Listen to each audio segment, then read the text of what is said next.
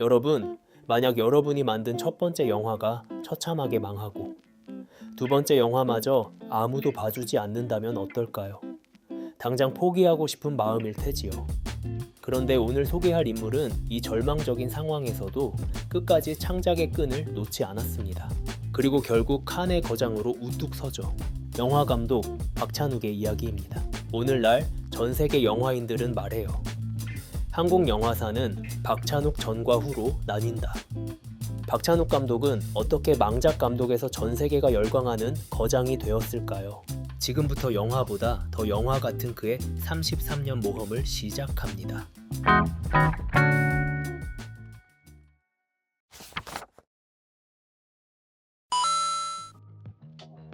(1963년) 서울에서 태어난 박찬욱은 철학과 학생이었습니다.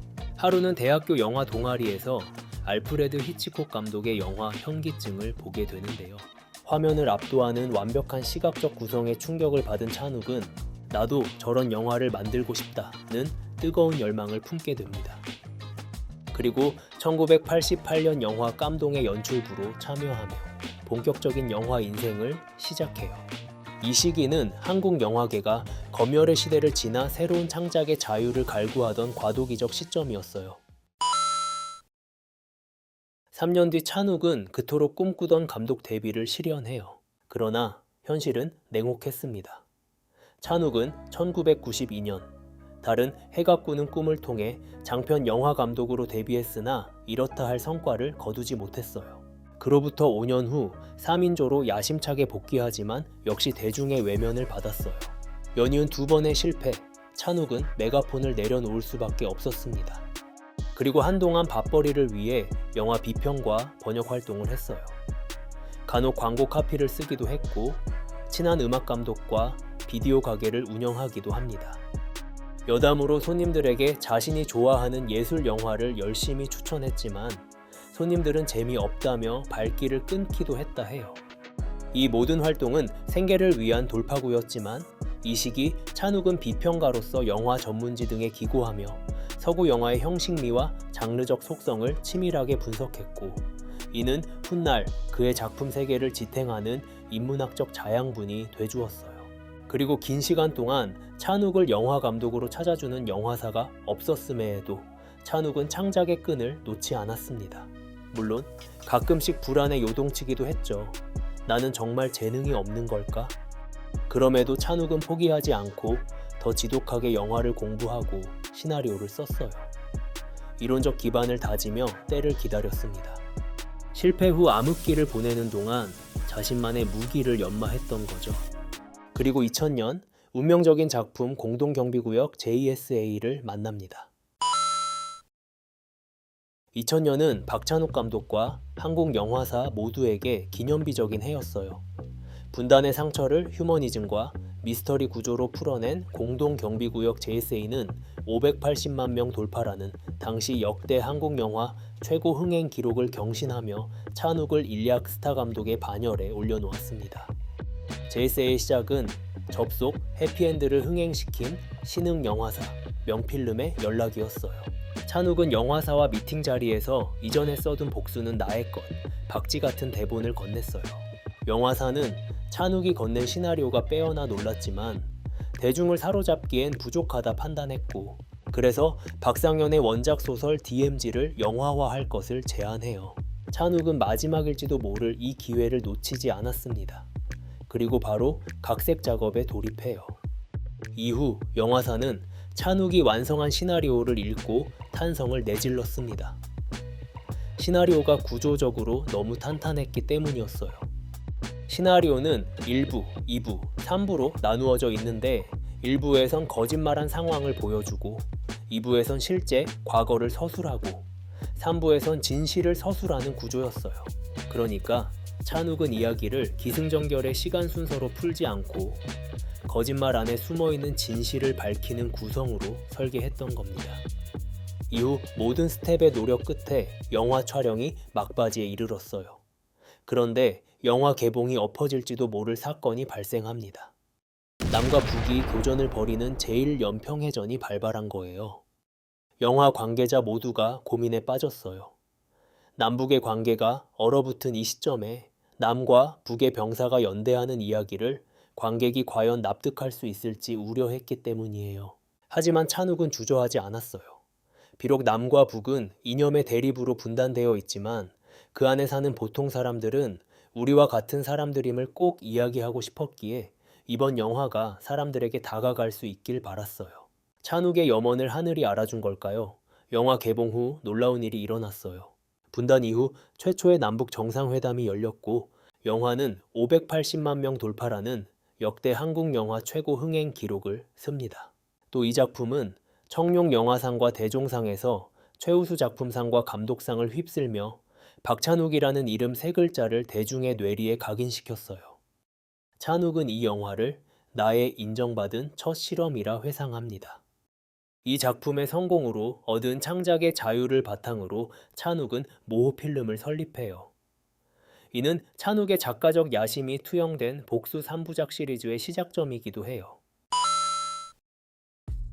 찬욱은 지금이 원하는 작품을 만들 절호의 찬스라 생각했기에 오랫동안 품고 있던 시나리오를 다시 펼쳤습니다.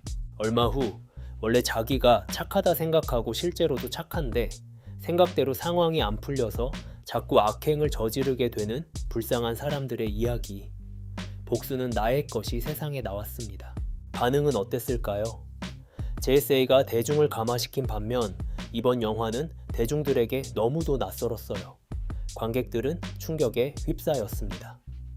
시사회 중간에 극장을 나서기도 했고 반응도 냉담했어요. 지나치게 슬프다, 견디기 힘들다는 평이 많았고 흥행 결과도 참혹했죠. 그런데 이상하게 찬욱은 너무도 행복했어요. 드디어 원하는 작품을 만들었다는 만족감이 컸기 때문이에요. 찬욱에겐 내 기준에 맞는 영화를 만들었는지 그 사실이 가장 중요했던 겁니다. 그렇기에 낙심하지 않았어요. 실패에 연연하는 대신 바로 다음 걸음을 내딛습니다. 그의 다음 행보는 한국 영화의 위상을 세계에 알린 올드보이였어요. 전작 복수는 나의 것이 흥행 실패 후 찬욱은 10년간 감금된 남자가 주인공인 만화를 만납니다. 그리고 이 작품을 영화화하겠다고 결심하는데요. 생각처럼 각색이 잘 풀리지 않아 고역이었어요. 이 만화를 어떻게 더 매력적인 이야기로 쓸 수 있을까? 답답한 마음을 아는 채 화장실에 간 사이 한 생각이 번뜩였어요. 왜 가뒀는지가 아니라 왜 풀어줬는지를 생각해보면 어떨까? 그러자 이야기의 실마리가 풀리기 시작했어요. 그리고 얼마 뒤 15년 동안 만두만 먹으며 갇혀있던 남자의 복수극 올드보이 시나리오가 완성됐어요. 그리고 배우 최민식에게 시나리오를 건넸는데 반응이 탐탁지 않았죠. 이런 충격적인 이야기가 투자받을 수 있을까 하는 현실적인 걱정이 앞섰기 때문이었어요. 하지만 찬욱은 명쾌하게 답해요. 그럼 햄릿은, 오이디푸스는 이런 세계관 안에서라면 불가능한 이야기는 없어요. 이 이야기들 안에서 사랑을 위해서라면 금기도 무시되곤 하니까요. 그렇지만 영화 제작은 순탄치 않았습니다. 최민식 배우의 우려대로 투자가 이뤄지지 않았거든요. 투자사는 논란이 될 장면을 삭제하길 바랐고 작품의 완성도를 놓칠 수 없는 찬욱의 입장에선 결코 받아들일 수 없었죠. 다행히도 영화사는 찬욱의 편을 들어주었어요. 순탄치 않은 제작 과정을 거친 올드보이의 반응은 어땠을까요? 일단 시사회 반응은 냉담했습니다. 신문에는 한국 영화 막 간다, 금기의 한계는 어디까지인가, 스크린 표현의 자유는 무한정인가 등의 기사들이 실렸어요. 하지만 올드보이 팀은 체념하지 않고 작은 극장에서 관객을 동원하기 시작해요. 그런데 생각보다 관객들의 반응이 나쁘지 않았습니다. N차 관람 관객이 생기기도 하고 일주일 만에 100만 관객을 돌파하는가 하면 이후 3주 연속 박스오피스 정상을 차지했죠. 그리고 올드보이의 인기는 한국에만 그치지 않았어요. 글로벌 마켓에서도 완판 기록을 세우는데요. 이는 한국 영화를 외국에 팔 수 있다는 가능성을 열어준 계기가 돼주었어요. 놀라운 일은 여기서 멈추지 않았어요. 올드보이가 칸 국제영화제에 초대된 겁니다. 그리고 심사위원 대상을 수상하며 한국 영화의 위상을 세계에 알렸어요. 당시 심사위원장이었던 쿠엔틴 타란티노 감독은 올드보이를 보고 너무나 감동한 나머지 눈물을 흘릴 뻔했다 말하며 이 영화야말로 내가 만들고 싶었던 영화 중 하나라 극찬했어요. 그런데 박찬욱 감독의 복수 3부작은 어떤 계기로 시작될 수 있던 걸까요? 여러분, 찬욱의 전공이 철학과였다는 사실을 기억하시나요? 그가 공부했던 철학은 이야기의 서사적 깊이를 더해 주었어요. 이야기를 만드는 강력한 무기가 돼 주었죠.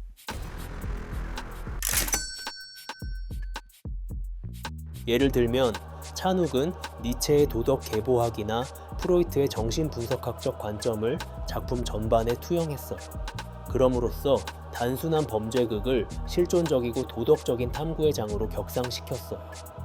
복수 3부작에서 다뤄지는 복수의 허망함은 단순한 인과응보를 넘어 인간 존재의 근원적인 비극과 운명의 굴레에 대한 질문을 던지죠. 이와 같은 질문은 서구 관객들에게 보편적으로 다가갈 수 있는 고전적 주제였기에 공감을 끌어낼 수 있었어요. 그리고 여기에 한국적 특수성이 더해지니 참신함을 느낄 수 있던 겁니다. 전 세계를 충격에 빠뜨린 올드보이 이후 찬욱의 복수 3부작 여정은 아직 끝나지 않았죠. 찬욱은 곧 친절한 금자씨 제작에 들어가게 되는데요. 이 여정에선 또 어떤 일들이 벌어질까요? 다음 편에서 이어집니다. 오늘 이야기가 흥미로웠다면 구독과 좋아요 부탁드리고요. 머물러 봄은 박찬욱 감독 두 번째 이야기로 다시 찾아뵙겠습니다.